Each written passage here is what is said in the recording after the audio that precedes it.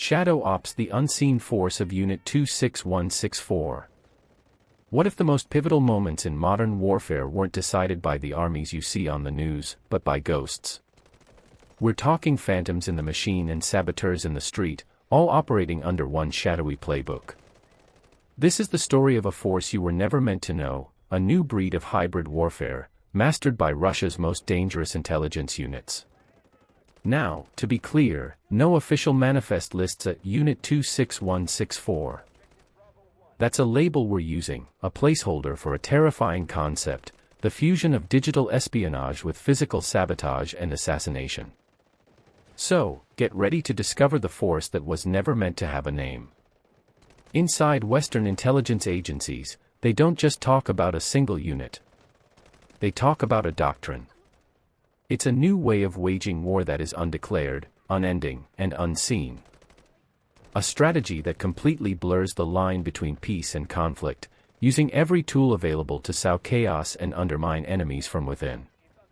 At the heart of this doctrine are two of the GRU's most notorious divisions, Unit 26165 and Unit 29155. Unit 26165 is better known as APT-28 or Fancy Bear. Think of them as elite cyber warriors, the digital ghosts. They can penetrate some of the most secure networks on the planet, stealing secrets and manipulating information. Then you have Unit 29155. They're the physical ghosts. A clandestine team specializing in what the GRU calls special tasks, sabotage, subversion, and assassination. Separately, they are a massive threat. But when their operations align, when a cyber attack is paired with a physical one, they create a hybrid threat that is nearly impossible to trace and even harder to counter. This is the operational reality of the concept we're calling Unit 26164. It isn't a formal unit with a patch and a headquarters. It's a strategic fusion, a modern spin on Russia's long-held belief in non-linear warfare, where any method is justified to achieve the goal. To understand the cyber half of this equation, you just have to look at the activities of Unit 26165, or Fancy Bear. This group has been on the front lines of Russia's information war for over a decade. Their main job is cyber espionage, targeting political institutions, defense contractors, and media organizations to hoover up sensitive intelligence for Moscow.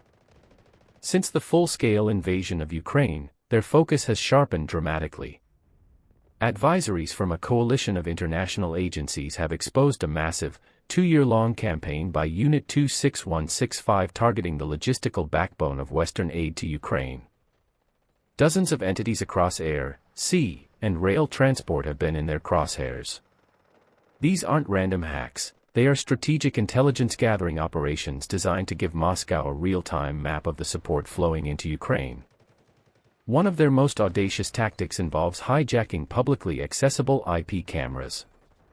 In a campaign linked to Unit 26165, hackers compromised internet-connected cameras at Ukrainian border crossings and along key supply routes.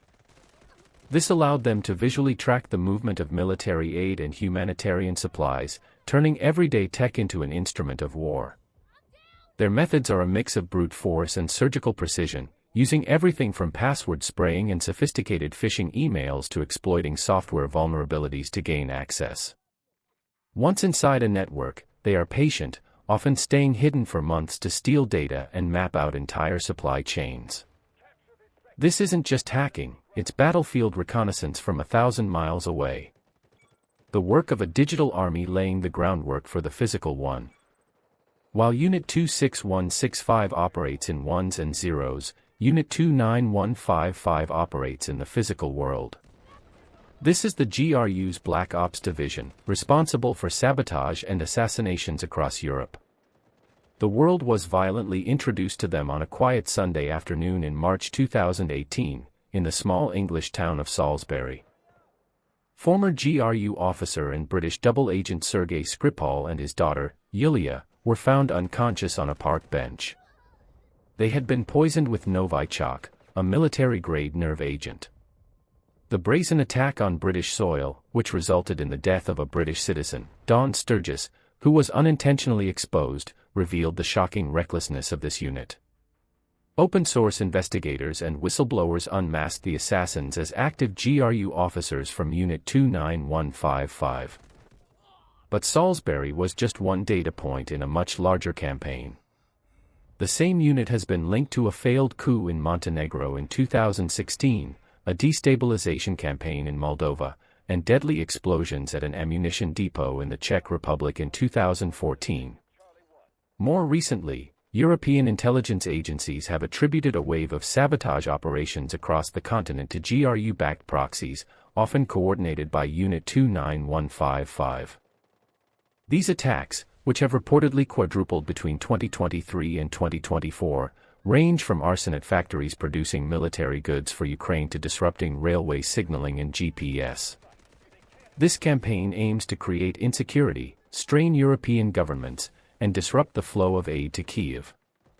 Unit 29155 shows the GRU's willingness to take extreme risks, using kinetic force to achieve political goals with just enough deniability. They are the fist of fancy bear's ghostly hand. The line between the digital and physical battlefield is dissolving. We're witnessing the rise of a new kind of conflict, fought with malware and nerve agents, with propaganda and proxies. If you want to understand the future of warfare and see how these shadow operations are shaping our world, make sure you subscribe, because we're just scratching the surface. While these units often operate in their own domains, it's their convergence on a single target that truly shows the power of Russia's hybrid warfare doctrine. A perfect, and chilling, example of this was the prelude to the 2022 invasion of Ukraine. In January 2022, just weeks before the invasion, Ukrainian government websites were defaced and a destructive malware called Whispergate was deployed against dozens of organizations. This wiper malware was designed not to steal data, but to destroy it, causing chaos and crippling infrastructure. For years, cyber intelligence firms debated which GRU team was responsible. Then, in September 2024, the mystery was solved. The U.S. Department of Justice, along with international partners, unsealed an indictment and issued an advisory explicitly attributing the Whispergate attacks to Unit 29155, the saboteurs and assassins. This was a stunning revelation. The GRU's assassination squad had officially expanded its tradecraft into offensive cyber operations. They weren't just blowing things up anymore, they were now erasing hard drives. The FBI assesses that Unit 29155 is now using junior GRU officers to gain on-the-job cyber experience and is even recruiting known cybercriminals to bolster its ranks. This perfectly illustrates the hybrid model. A kinetic unit known for physical attacks was deploying a digital weapon to prepare the battlefield. The attack sowed confusion and panic, a classic, active measure to psychologically unbalance an opponent right before a physical assault. This wasn't two separate operations, it was two prongs of the same spear, aimed at the heart of Ukraine. This is the essence of the Unit 26164 concept, a strategy where cyber and physical attacks are no longer distinct, but are two sides of the same coin in a state of perpetual conflict. This strategy didn't just appear out of nowhere. It's deeply rooted in Russian and Soviet military thinking. For centuries, Russian grand strategy has been shaped by a sense of vulnerability, seeing itself as needing to use asymmetric, or unconventional, means to compete with Western powers. During the Cold War, the KGB and GRU perfected the art of active measures, a broad category of political warfare that included everything from propaganda and disinformation to funding front groups and sponsoring sabotage. What we're seeing today is the 21st century evolution of that same doctrine.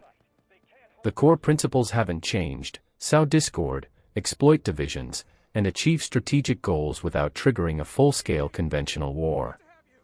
The only thing that has changed is the toolkit. The modern GRU has simply added cyber weapons to its well-stocked arsenal of covert operations.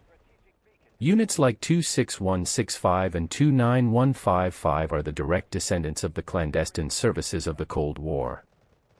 They were forged in the GRU's long history of espionage and special operations.